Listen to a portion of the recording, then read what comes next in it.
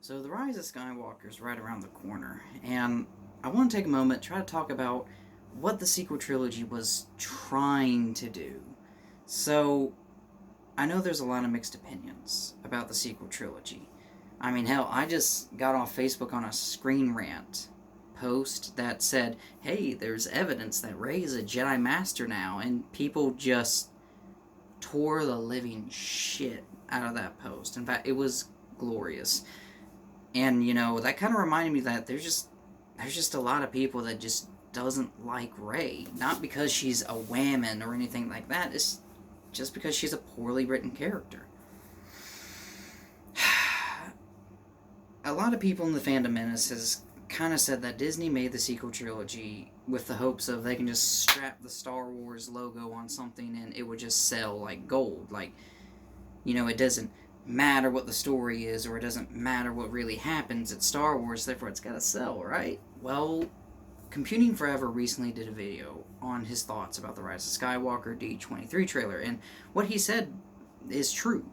He said, the sequel trilogy looks like Star Wars. It has the same sounds, such as a lightsaber, items, ships, has the same types of musics in Star Wars.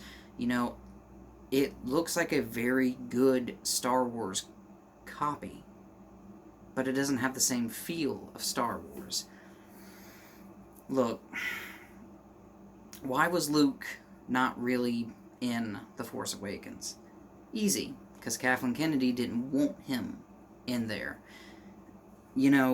She said that she didn't want Luke in there because it would take time away from the rest of the new sequel trilogy cast, which even then was kind of just bleh, I guess. Listen, Rey was supposed to be a symbol of you can be great and you can be powerful and wonderful despite your heritage, despite your background, despite your lineage. And within that concept, that's fine.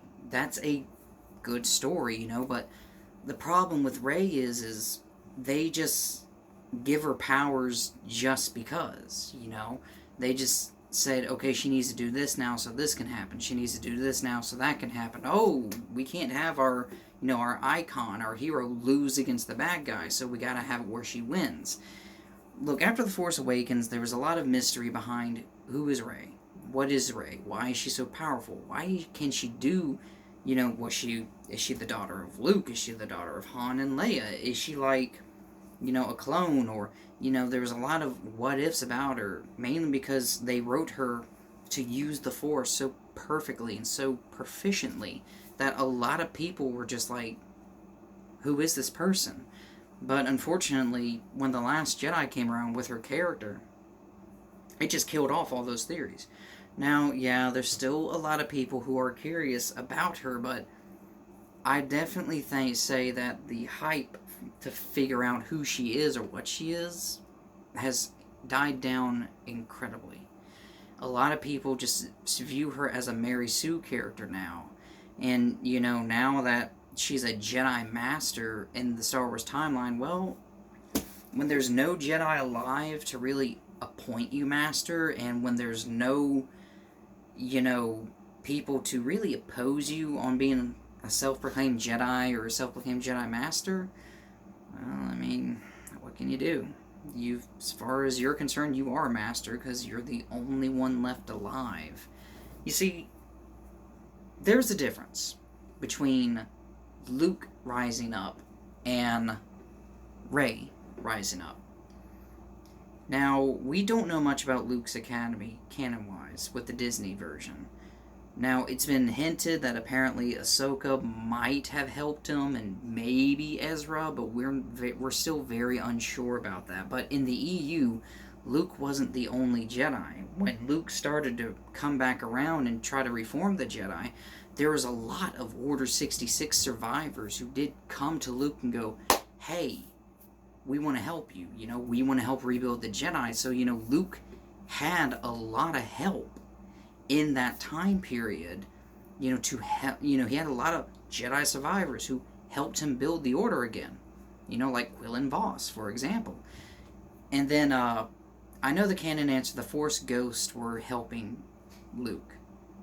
that's been canonized. The Force Ghosts were helping Luke rebuild the Jedi. But with Rey, we have to assume that the Force Ghosts are helping her. And we know she has the sacred text of the Jedi. But it just makes you think, it's just like, is there truly, like, no one? Like, did the sequel trilogy write itself out to where the only Jedi left is Rey? Like, there's no one left. Apparently, the First Order was just that successful in killing the Jedi. I don't know. But unfortunately, with Rey, she has become the Mary Sue of the Star Wars, and she's going to be remembered as the Mary Sue. The messaging that they were trying to put with her failed miserably. And when you get to The Force Awakens, it's basically just A New Hope. Alright? I think a lot of people, even people who love the sequel trilogy, sit down and they go, yeah, this is A New Hope. They were trying to make it too comfortable. And that was their biggest issue. Like, Leia was still forming some kind of resistance or some kind of rebellion against the evil empire. She was still part of it. Han Solo went back to smuggling, and, he was doing what he did before. And Luke, well, we know what happened to Luke. But the thing is, I don't think a lot of people really wanted to see that from our characters. Like, this is what I mean. They were trying to make us comfortable. They were trying to make us easy, relaxed, ease our way back into it by giving us something we've already seen. But with Han, to have him go from, like, a hero of the rebellion, a champion of the rebellion even, to just a deadbeat smuggler again, that's a lot of character regression. And Leia, apparently, the canon answer for her is she failed to convince the New Republic to fight against the First Order, so she went and formed the Resistance, something outside the New Republic. And I don't think a lot of people would have seen that. In fact, I think a lot of people would have liked to see what Leia could have become if she helped Luke with the Academy, but she didn't. She chose a different path. She chose to keep away from the Jedi and the Force, which is opposite to what she did in the EU. Now, I'm not trying to say the EU is greater than the sequel trilogy. I gotta make that clear. It's just, I gotta point out what's going on. They could have easily done it to where Han, he was smuggling, sure, but he was actually, helping the New Republic, He was working in the far reaches of space trying to give them information on the First Order that they could use, but that didn't happen. We get to the character of Finn, who I guess in a sense was trying to humanize stormtroopers, because throughout a lot of the other movies, stormtroopers have never really shown much emotion or really thought of as humans. We know there's a person behind the mask, but for the most part they've always been faceless soldiers, which at the same time, that was the point. And Finn, well, he goes through, he wants to get away from the First Order, and then he wants to save Rey, which in itself is fine, but as we know, Rey escapes with her own merit, her own powers that apparently she stole from Kylo Ren. What can you do? And then he even goes as far as to even challenge Kylo Ren to try to save Rey. Not using a lightsaber before, not knowing anything. And honestly, I'm not too sure what they were trying to do with Finn. I mean, they hinted towards a Rey and Finn relationship, but Last Jedi kind of blew that out of the water. With Finn, it's really hard to say. I mean, I guess the story with Finn was people have a choice, Finn said that, he was taken away from a family that he would never know, and he was raised to do one thing only, that was to follow orders and kill. And it is a sentiment for Finn, it's like, he didn't want to be that anymore, so he chose to run, he chose to flee, and that shows that no matter where you came from or what your background is, you still have a choice over what you want to be. That's kind of what Finn was doing, and though he kind of somewhat found his merit or his footing towards the end of The Last Jedi, because he went through that whole Canto Bight scene, and I guess kind of learning that the world or the galaxy is not all good versus evil. You know, there's a lot of gray areas in between, because you have these, I guess, rich capitalists who are funding both the bad guys and the good guys. I don't know, but towards the end of the movie, it seemed, I mean, Finn found his footing. The guy was willing to die. You know, he was willing to sacrifice himself to save the Resistance, because if he destroyed that machine, unless the First Order had another one they can just drop down, he basically bought the Resistance as much time as they needed. But that didn't happen, and Rose crashed into him.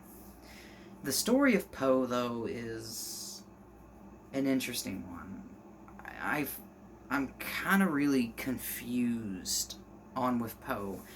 I mean, he was supposed to be the best pilot in the Resistance, and he was the one who did do the first attack, or the initial attack on Starkiller Base, which destroyed it, and he helped destroy the Dreadnought.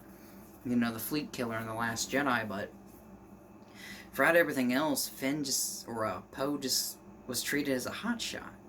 He's just, you know, just like some kind of guy who just didn't think about the consequences, but, you know, he just saw a target and went, despite how many people were lost.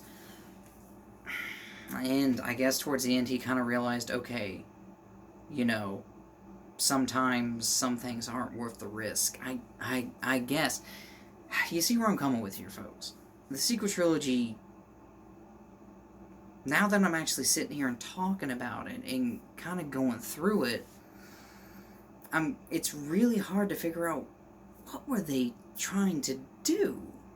What were they exactly trying to do, except for having Rey be perfect and powerful at everything, and, you know, Poe getting smacked down by both Leia and that Admiral Holdo, just so Holdo can have the shining moment and doing the Holdo maneuver, which was also called the Picard maneuver before then.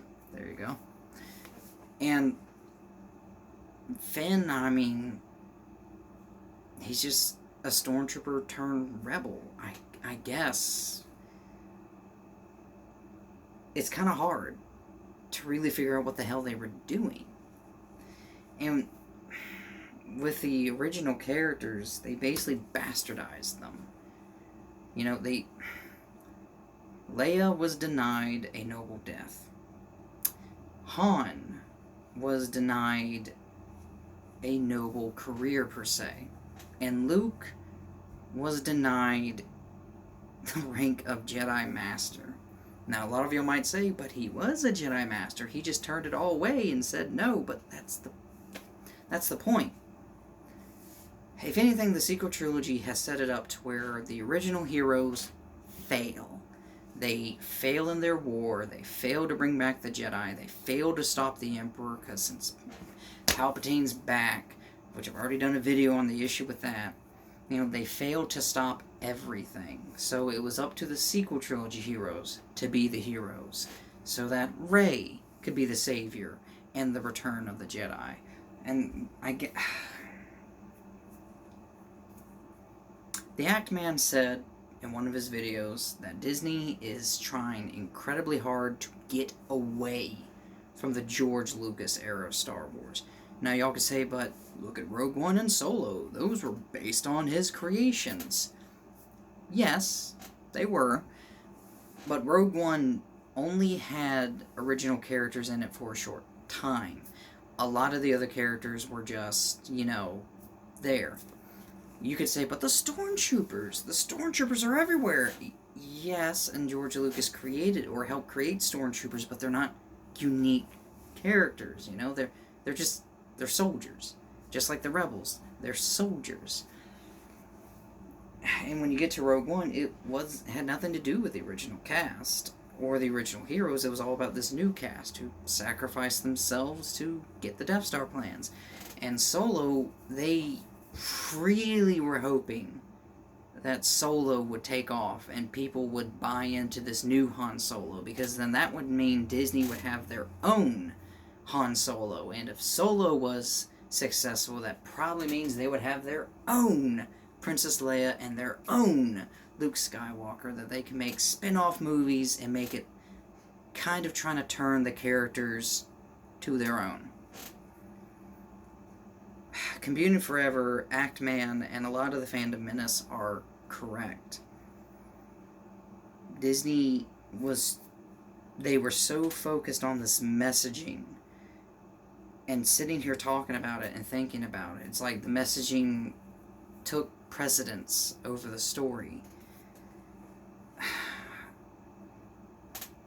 I don't know what the sequel trilogy is trying to do anymore, other than reset the galaxy to a place it's already been in and redo everything to where our old heroes failed so the new heroes could succeed. And then I'm pretty sure with The Last Jedi, it's just going to be the same thing again. Rise of Skywalker is just going to be like Return of the Jedi. They got to kill Palpatine, defeat him properly, according to Daisy Ridley. They got to put him down in the hole, and they got to defeat the Empire once and for all, and they're going to stop the Sith. They're going to bring back the Jedi. Kathleen Kennedy lied to George Lucas. I will say that right now. She told him that they would honor and respect the characters and the legacies that he created. They didn't. Instead, we have a Han Solo that became a deadbeat dad and went back to smuggling and gave up on his family. We have a Princess Leia that didn't pursue a Jedi career, which that's in itself is fine, but she failed in the New Republic sector. She became a general to fight a resistance, and she was also denied an honorable death in The Last Jedi. Because, we can't kill the women, but we can kill the men, but we can't kill the women. And Luke was bastardized. Completely bastardized to where he believed that the Jedi should not exist anymore. Why? Just why? The answer's simple. Is so that the sequel trilogy characters can be the ones that were the true victors. Not the original cast, not the prequel cast, the sequel cast. Because I don't know if it was Kathleen Kennedy, I don't know if it's Disney, I don't know if it's both. But they intentionally did this. They intentionally went for this stuff. Made it this way on purpose. So that it could be the sequel trilogy heroes that saved the galaxy. Not the original cast. Not the prequel cast.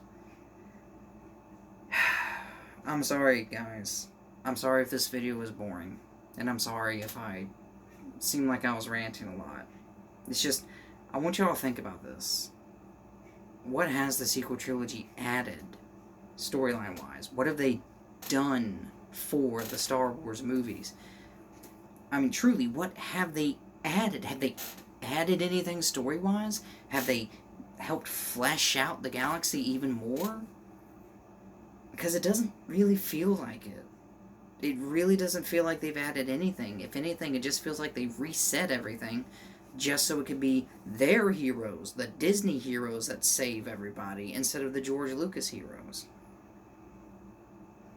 And if they did this, all because of some stupid 25% goes to George Lucas, fuck them. Just fuck them. I'm with Doomcock on this. Without respect, we reject. And you know what? For the past 4 years, people like me, people like you watching this video, we've been attacked, we've been ridiculed, we've been called sexist, racist, man babies. I mean, I might like Star Wars. And I still have Star Wars games. Like board games and such. But you know what? I don't gotta support them anymore. Disney has clearly shown, and Lucasfilm has clearly shown, that they don't want us. But yet, with Rise of Skywalker, they sure as hell are hitting the nostalgia up to maximum, trying to get us back. Maybe they realized that their business model just wasn't working. So now they're trying to get all of us old fans back, going, hey, remember this, remember that, remember this, remember that. For one, I'm going to say it's not going to work. Not on me. And I hope not on y'all. I know a lot of people say The Mandalorian looks good and Kenobi's coming out and people are excited for that, but just take a step back. Take a step back for a second. Can you trust Disney anymore with Star Wars? And look at Marvel. Look what they're doing with Phase 4. Can you trust Disney with Marvel anymore? Just take that step back, take a deep breath, and kind of calculate, is this really something we want now? I don't know. Guys, if you watched this to the end, thank you. If you didn't, I don't blame you. Alright guys, I'll see you later.